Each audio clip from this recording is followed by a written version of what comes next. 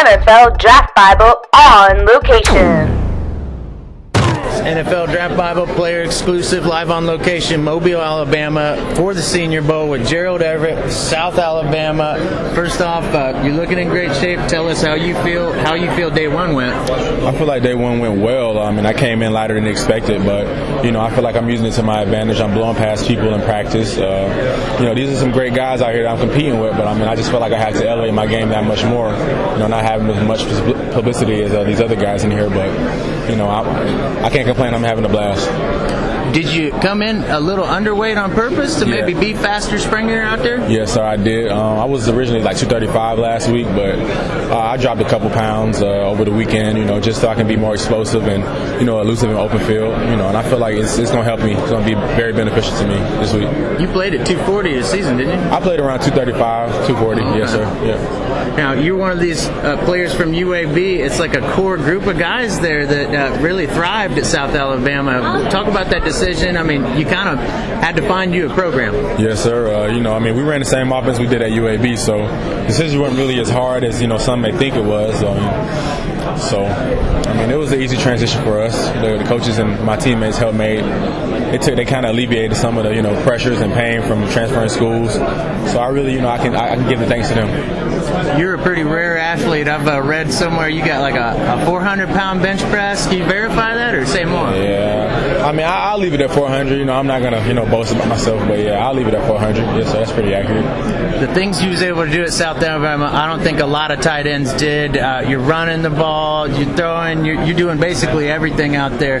You think that gives you a little bit of leg up, some of the showcase you was able to have this season? Definitely. I feel like I could be utilized in so many different ways that it's crazy. There's not many places you can go around in the country where the tight ends, has the biggest workload on the team. So I credit my OC and my head coach to that. I just give kudos to them. You guys started the season with a pretty big upset. What was that like, and what kind of feather in the cap did that for you? It was probably the greatest feeling I ever had, up to the draft. But Mississippi State, they were a great football team. It's just, it came down to the wire. And, I couldn't be more happy than the outcome. Where are you working out again, and who with? Is there any specific tight ends coaches you're working out? I'm working out in Miami with this guy named Andrew Swayze. He used to be at the U for a long time, their strength coach. But, we're doing a lot of speed work down there. But there's no specific tight end coach down there. We're just working on everything in general. Now, I always love to ask, if you could take one player from your team along with you for the ride to the pros, who would it be and why? It'd probably be Josh McGee, just because, he's probably one of the fastest guys that I've ever seen. He can take the top off the defense. We spent a lot of time together at South Alabama and UAB, so, I would have to, ride it out with him. What is it like adjusting to these quarterbacks and just one day kind of getting to a new spiral, a new kind of throw, or is it just ball for you? It's just ball. I really don't see a difference. It's just kind of when I see the ball in the air, it's just kind of instinct take over, So it's not really much of a transition for me. I had great quarterbacks in college, and, these are great quarterbacks here, so, I really don't see much of a drop-off. I kind of look at you as like a Jordan Reed type player. Tell me if I'm wrong, and if there's a player in the league you kind of model your game after, is there one? You probably hit it right on the money with Jordan Reed. I definitely look at him, as inspiration and things he's doing in the NFL for the Redskins. I hope to do that one day for an organization. So, I definitely, study him a lot. What is the one aspect of your game this offseason, right before you get into a camp, that you're really trying to refine? I'm trying to refine my blocking and my technique more. I feel like it can unfold so many different ways that I just want to be as prepared as I can possibly be when the time comes for me to put my best foot forward.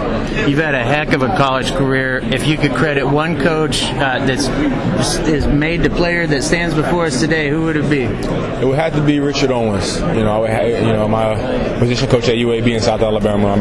Without him, I wouldn't have no clue or knowledge about anything about a tight end position. So I would have to give all the credit to him. Well, I'll get you out here on this. What's your plans for after football? You got a successful career in the books. You've been 10, 15 in the years in the league. What's something you'd like to accomplish? I plan on going into broadcasting. I want to be on NFL Network or, some network around the football, around the NFL, just so I can give my, input on everything that's going on. And I feel like I have some sense of credibility, playing in the league for however long I end up playing. So that's what I plan on doing. You need a job? Oh, yeah, definitely. Definitely, Joe. I need a job, man, We look forward to seeing you on Sundays, Joe. Thank you, man. I appreciate it, Joe. Thank you. NFL Draft Bible on location.